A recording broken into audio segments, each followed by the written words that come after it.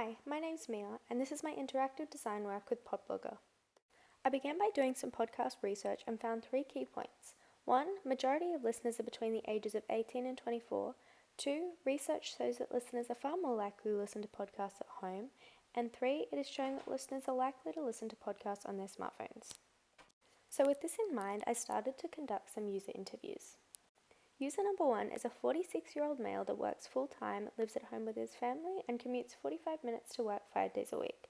He enjoys listening to podcasts during his commute and during his free time. He likes to use them to learn more about different topics such as sports and politics around the world. Occasionally he finds it difficult to discover new content that sparks his interest, and he enjoys the sharing and connecting with family and friends on Facebook. User number 2 is an 18-year-old female that works part-time and is a part-time student. She enjoys listening to podcasts, however doesn't listen to them too often. She's not too invested in listening to the full episodes, but will listen to parts of different episodes. She's unable to find any channels that she connects with, however if she sees it advertised on another social media, she'd be more inclined to listen. When it comes to other social media apps, she enjoys being able to message close family and friends and keep up to date. So with this in mind, I created 2 theoretical personas to help with my research. Persona 1 is Sonia. She's a 28-year-old social worker who lives at home with her husband and catches public transport 5 days a week. She has a 2-hour commute to work. Her motivations are time filler for public transport, connecting with family and friends, to educate herself on areas of interest, and to play in the background while she's keeping busy at home. Her areas of frustration include a lack of connection with family and friends. She finds it difficult to find new podcasts to listen to, and she doesn't like it when there are no customizable features. In her mind, the app requires convenience, making it simple to use, an ability to discover a new range of channels, and functions that allow the user to connect with others. Our second persona is Mitch. He's 20 years old and a full-time university student that lives at home. He works part-time as a waiter and transports through public transport 3 days a week to school. His motivations are educational purposes, time filler on public transport, listen to while driving to work, and he enjoys using other social media apps to connect with friends. His frustrations are he finds it difficult to find new podcasts, he finds a lack of communication between the audience and the podcast creator, and a lack of connection between podcast apps and other social media. The app requires a rating system based on each podcast channel, an ability to queue podcast episodes, and a system that allows for the discovery of new channels. So with this in mind, I established the main podcast complications. 1. The discovery of new channels. 2. Connecting with family and friends. And 3. A connection between podcast apps and other social media apps. Also keeping in mind the 3 core ideas given to us in the beginning, that people prefer to consume media through audio, people are using smart systems and personal assistant interfaces more frequently, and allowing people to share and listen into untapped knowledge in the world. So mashing these ideas together, I came up with one core concept: to create a platform that is simple to understand, allows the user to discover new content and connect with friends and family without the pressure of social media standards. This concept will be the core ideas of my design moving forward. So starting off with my first user flow and dealing with the issue of connecting with family and friends, I decided to have 2 options for the user to do this. The first one is scrolling through the tab of people you may know that will be right there on the home screen for them. They're having the choice of clicking on any profile and then having the choice of following, messaging, or sharing content with that profile. The second option is clicking the search icon at the bottom of the screen and searching any name in the search bar located at the top of that screen. They then have the option of filtering the search to just discover profiles. They can then click on any profile and once again have the choice of following, messaging, or sharing content with that profile. My second user flow is dealing with the issue of discovering new channels.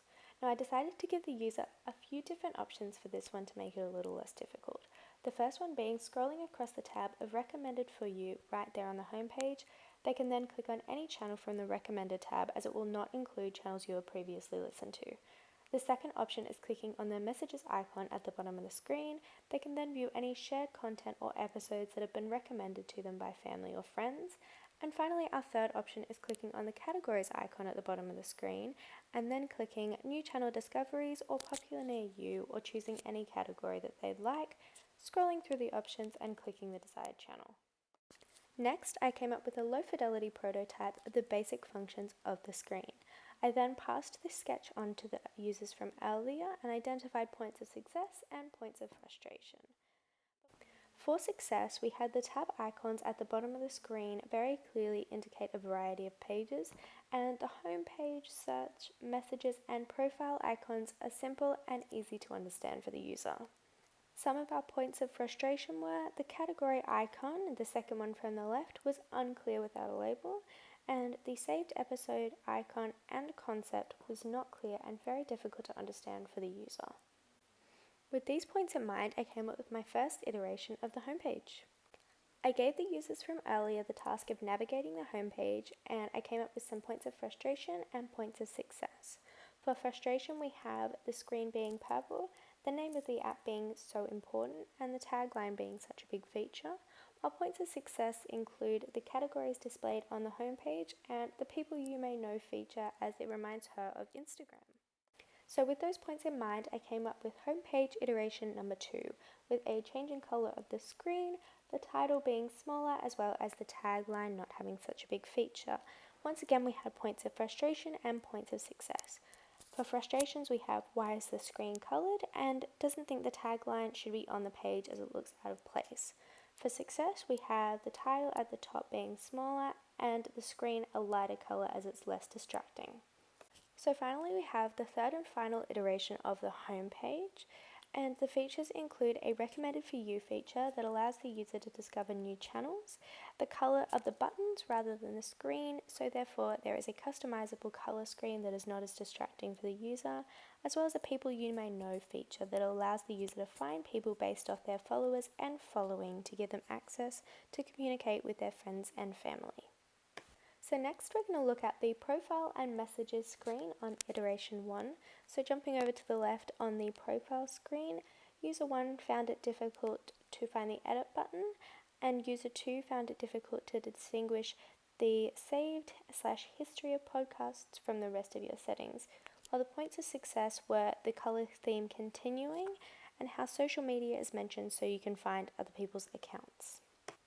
Jumping over to the right onto the messages screen, some points of frustration include the color theme not continuing and distinguishing the messages you've read versus the messages you haven't read, whereas points of success were the profile pictures laid out next to the messages so you can clearly see who's talking to you, and liking how you can see the beginning of the messages without viewing the entire chat. So with these points in mind, I came up with my second and final iteration of the profile and messaging page. So jumping over to the left to the profile page, I came up with an ability to have the followers and following functions on there. However, there is no numbers on there, so it eliminates the social pressures and expectations of social media. Lowering further down, the connections to other social media apps makes it easier for the user to find multiple methods of communication between the users.